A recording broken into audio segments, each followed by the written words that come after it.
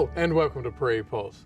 Well, on today's show, we're glad to welcome the Tourism Director for North Dakota, Sarah Otte Coleman. Sarah, thanks so much for joining us today. Yeah, happy to be here. Well, we usually have you here each spring because spring's here, at least we think it is. We can't decide on the temperature. But before we get into that, tell the folks a little bit about yourself. Well, I'm a North Dakota girl. I grew up in North Dakota. I've been at the tourism helm for about 16 years. Prior to that, I was 15 years in destination marketing at the Bismarck-Mandan level. So most of my career I have spent over 30 years in travel and tourism, and it's just an exciting, fun industry to be involved in. I'm married, have 3 kids. We farm and ranch north of Bismarck, so definitely tied to the land here as well. Well, you know, we say summer's just around the corner. What highlights sort of stand out for the summer season? You know, this is the year of milestones. There are so many major milestones in North Dakota this year. It is the 100, I'll try to get all these numbers right. So I think it's the 140th of the Mandan Rodeo Days. So one of the largest rodeos in the country. It's the 115th of the Red River Valley Fair. We're hosting the 100th Family Motor Coach Rally in Minot. So, you know, obviously some big ones there. It's the 50th anniversary for the United Tribes International Powwow in Bismarck, one of the biggest, again, in the nation. Where do we go from there? 30 years of the Custer House, which is at Fort Abraham Lincoln State Park. 20 years of the Maadahay. I think I missed one. Fort Seward Wagon Train has a major one as well. You know, the Fargo Marathon's 15 years. There's just tons of milestones, and kind of creates its own bucket list for people who, you know, haven't been to some of these things. These things have been around a long time, so it's a good reason for people to get out and see them. Well, you mentioned the Fargo Marathon right here. It's just a couple of weeks away. Can you talk about the impact it has on Fargo and the state? Absolutely. You know, the marathon, 15 years, it's on the 15th, which is kind of cool. You know, it's not just for the racers. It's become a festival and attracts people, you know, from throughout the country. Of course, the flat terrain and the lower temperatures are really what attract people from all over, because it's a qualifier, a Boston qualifier. And this year, I think they're expecting 20,000 people from all 50 states. And again, it's the fans, it's the family, it's a support system, it's people that come for the kids race or the 10K who aren't necessarily ready for a complete marathon. But it really has really opened people's eyes to North Dakota that have come to the marathon. Well, you say 50 states. How many countries? I'm not sure, but there's a few countries involved.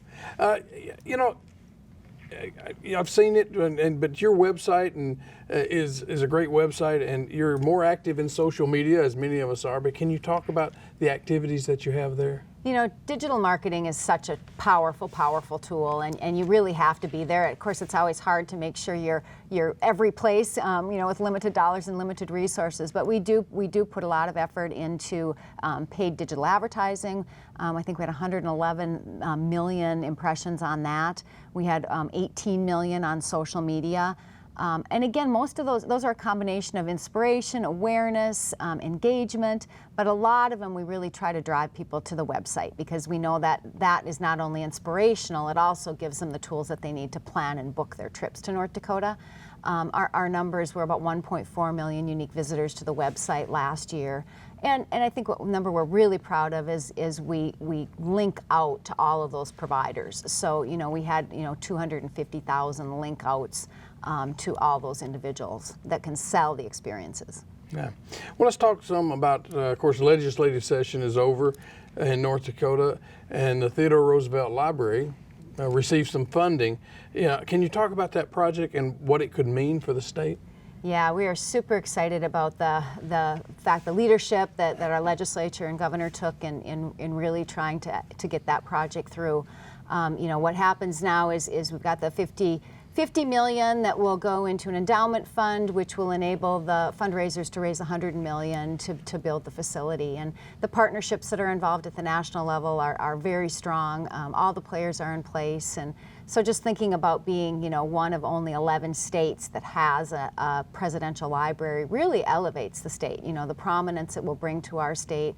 And Theodore Roosevelt. You know, I mean, it's hard to believe that there isn't a presidential library for TR. So we just his name alone, we think will you know, and really motivate a lot of people and inspire a lot of people to come out and see where he was inspired. You know, where he came here a kind of a broken man, and this is where he found his spirit and encouragement and to do all the wonderful things that he did. You know, it'll just be another great addition to the national park and the Medora area. We think it's really going to help draw more visitors who are doing multi-state tours. When you look at Yellowstone, they have 4 million visitors. Mount Rushmore has 2.4 million. You know, it's just going to help get us on that have-to-do-it list. So we're just super excited about that. Yeah, because there is a history with presidential libraries, and it can attract people from all over. Absolutely. We expect that, you know, internationally, that, you know, it will attract people as well as locally, and then provide a tremendous educational opportunity for our own citizens. Okay. Well, your slogan, "Be Legendary," are you still using that, and how's that going for you? Yeah, you know, the Legendary branding has been around for 17, 18 years now.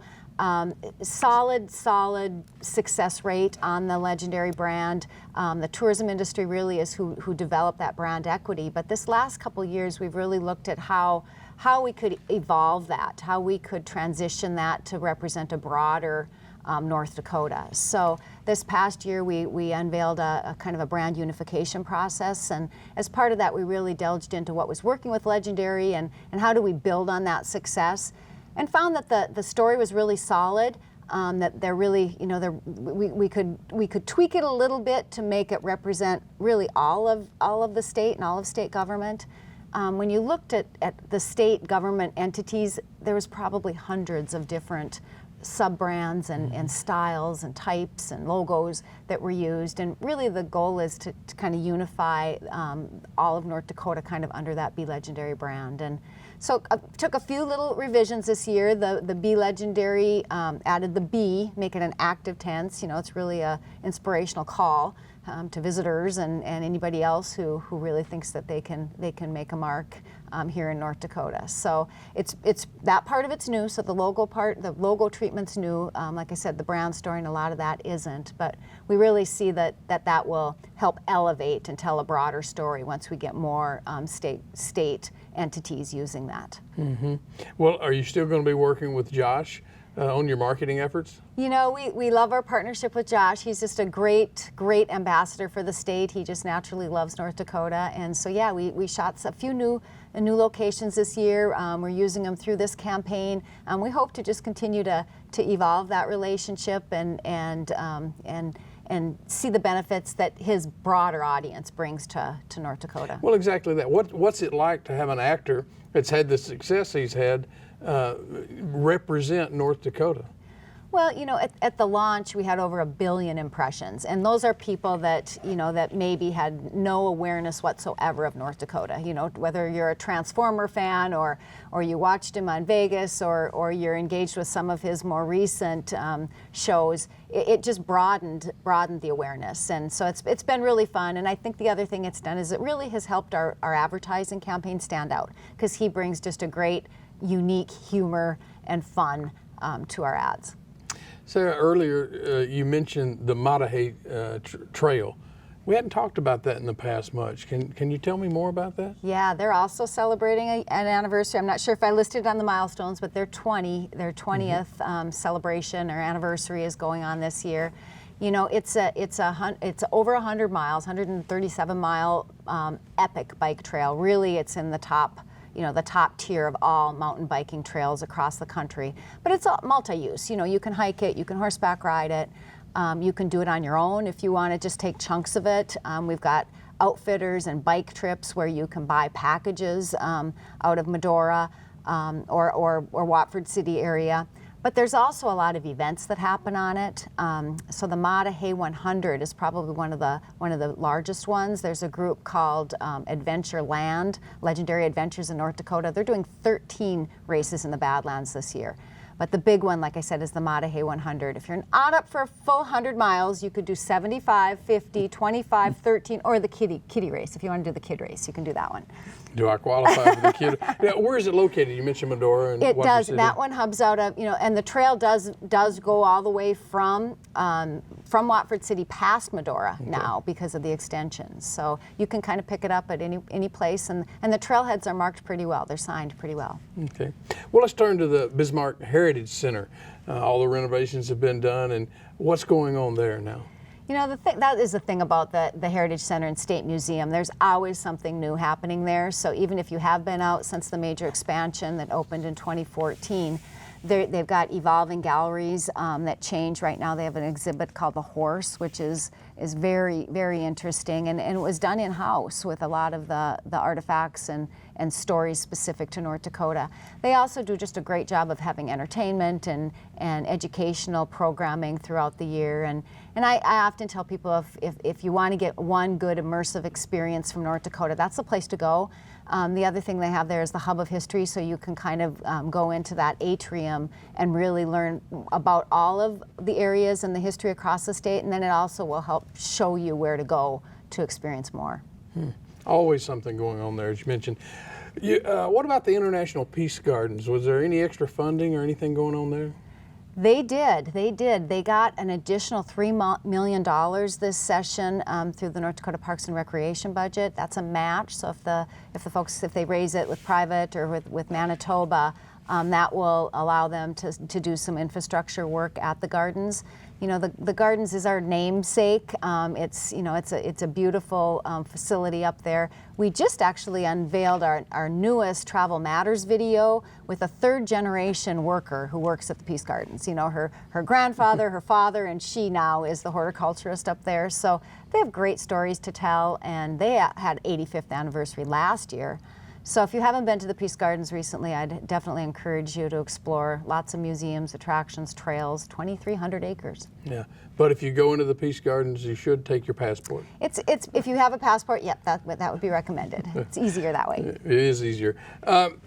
Understand there's some new things in the Rendezvous region.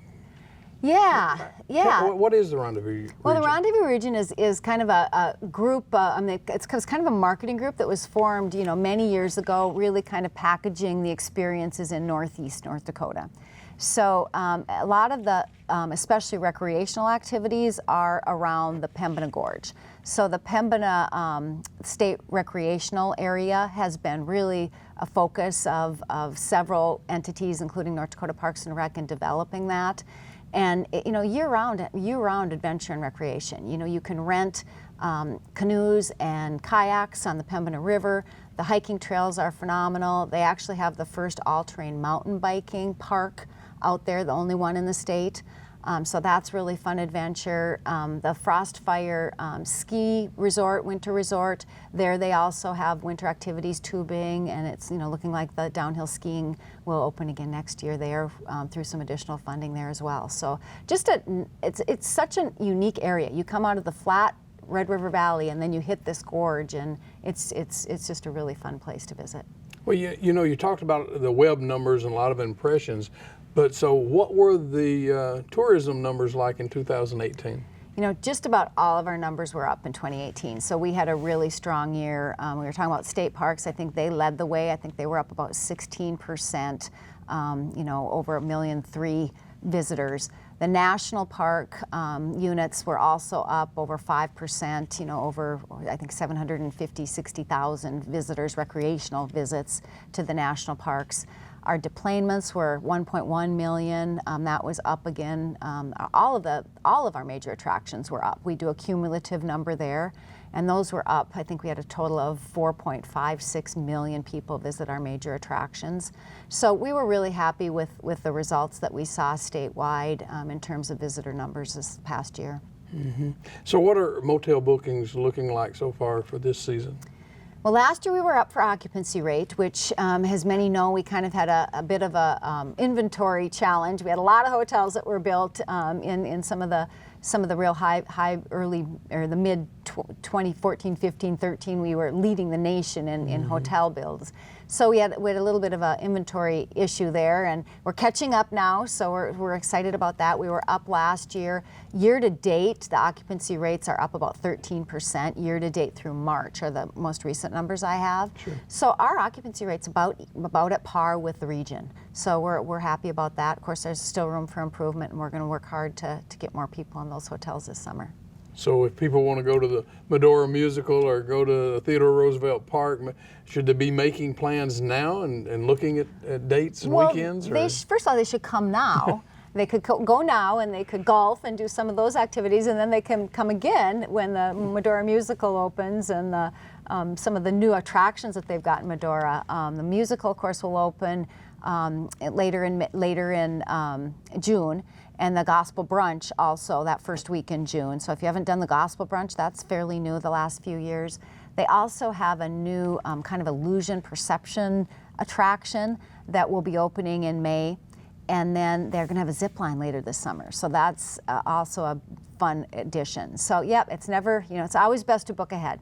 Yeah, are they keeping Pitchfork Fondue and? We are keeping the Pitchfork Fondue, absolutely. That's always a favorite. It has been. We've got Antiques Roadshow coming to town, going to be in Fargo, and when I told them about Pitchfork Fondue, they were like, well, we've got to do that. So some of them have planned to take a vacation that week of June. So anyway, with that said, what about the fishing and the camping in North Dakota?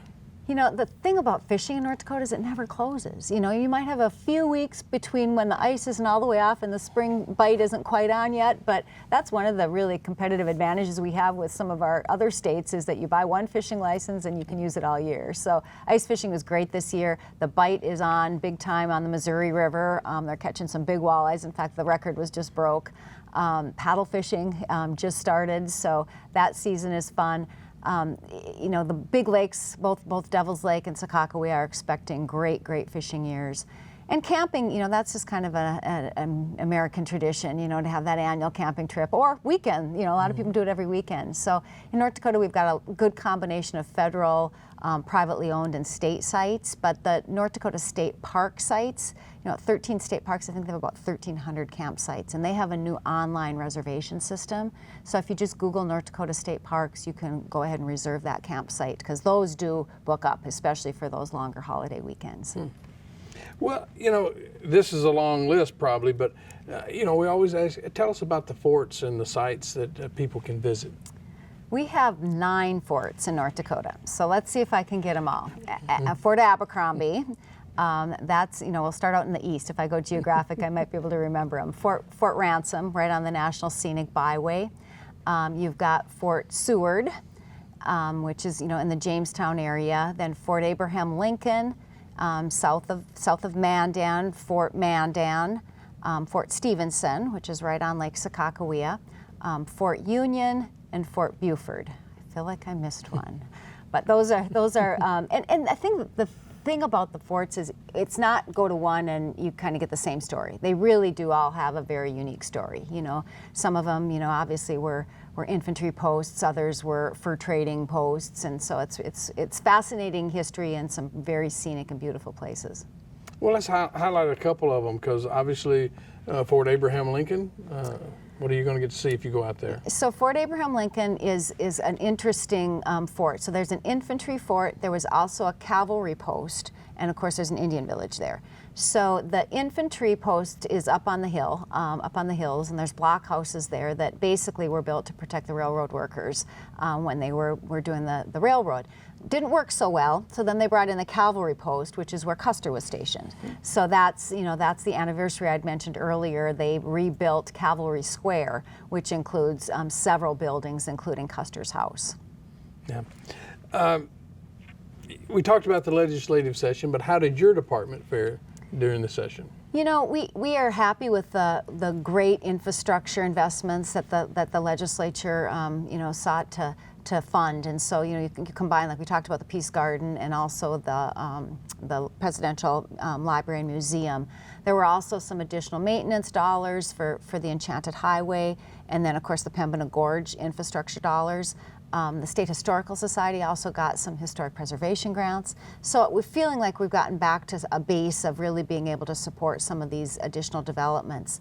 On the marketing side, we came out a little bit ahead, but we, we're confident that we'll be able to go to work and make those marketing dollars go to work for North Dakota. We talk about all the different opportunities you are and attractions you are, but what kind of infrastructure do you have to maintain with all that? And that's the key, and that's why it was so important with the Presidential Library and Museum that there be a sustainability model in place, and hence the endowment, because you can't just build, you have to maintain, and sometimes that's not as much fun. We all like big, new, fun, shiny things more so than we want to actually do deferred maintenance, and so we really do need to keep those in mind as we're developing new state parks or new historic attractions or sites. And of course, private development is another thing that's really important, and we're seeing a lot of that growth throughout the state. We have 2,900 tourism businesses throughout North Dakota. 2,900, okay. Well, what about agritourism? Is that becoming more of an attraction? Agritourism is a huge interest area. People really love to hear the stories of agriculture. People want to know where their food came from. They have a tremendous interest, and so we're trying to continue to develop that, tell the stories, give the information that they need, and encouraging more operators to consider opening their farm or ranch to tours and to kind of telling their story. Where we've really seen the growth are with things like the wineries and vineyards, and then of course even some of the breweries. A lot of them are using locally grown barley and hops, and so that kind of all ties in. When I think about Pride of Dakota, all these people, are you involved at all with anything on that? Well, that's done by the Ag Department, but we definitely cooperate with the Ag Department closely, in really trying to tout one of our state's largest industries. So certainly we feature those North Dakota products and Pride of Dakota experiences wherever we can. Okay. Well, North Dakota may not be known as much for zoos as people might think, but there are a number of zoos in North Dakota. The Chihinkapa Zoo in Wahpeton. Can you tell us a little bit about that? Yeah, that's a great little zoo down in Wahpeton. They have some really interesting animals, orangutans and just really fun, and they do a great job with their programming. They're just constantly evolving it. It's a beautifully kept zoo. So if you haven't been down there, this would be a good year to do it because it's Wahpeton's 150th celebration this year. And then some of the other zoos, of course, the Red River Zoo here in Fargo, they focus on endangered species, so they've got some great interesting animals there. Minot has the Riverside Park Zoo, another really great experience. And then in Bismarck, you've got the Dakota Zoo, the largest one in the state, kind of on the river bottom ground in Bismarck. Mm-hmm. So, there's a number of them. Let's talk about some of the other gyms that we hadn't, what can you tell me about some of those, whether it's the golf courses or other opportunities in North Dakota? Yeah, we've got some great golf courses. My goal this year, I'm going to get 10 rounds in, which probably sounds like nothing to most people, but it would be an achievement for me. And hopefully I can do some of those across the state. So yeah, the golf courses are great, especially in a lot of the small town areas where they're just a fun experience. Some of my other favorite off the beaten path kind of places, Dakota Sun Gardens near Carrington is a farm garden experience. They've transformed their farm into these fabulous gardens and repurposed granaries into fun little buildings. They do about 20 varieties of wine, and they have a great event center, so that's a fun place to check out. Harmon Lake, just on the other side of Mandan, it's just a few miles outside of Mandan, is another kind of hidden gem maybe people don't know about.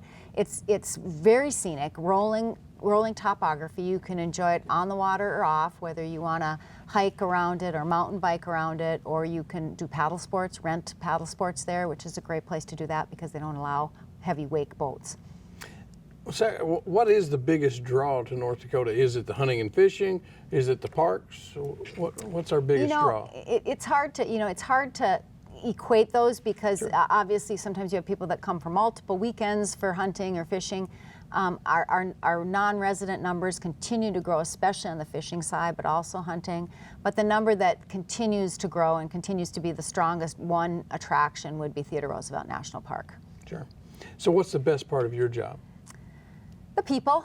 You know, you get to meet people who are passionate about what they do every day, whether they're making pottery or beer or whatever, or if they're, you know, sharing part of their world with people as a guide on a trail or a fishing guide. It's really about the people, because they're the ones who really deliver on the legendary promise. Yeah.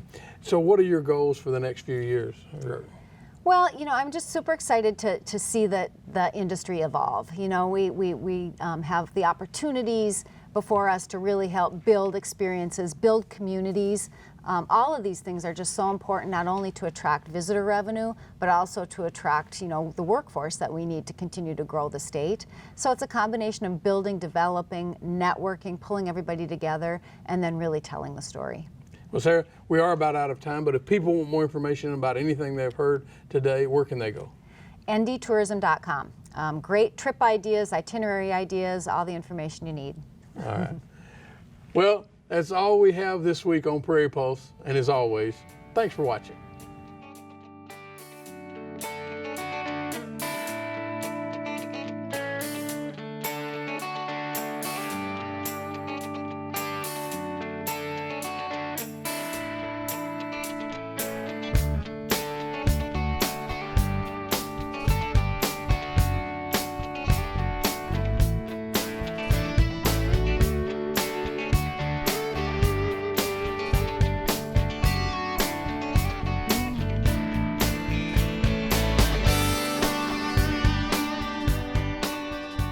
Funding provided by the members of Prairie Public.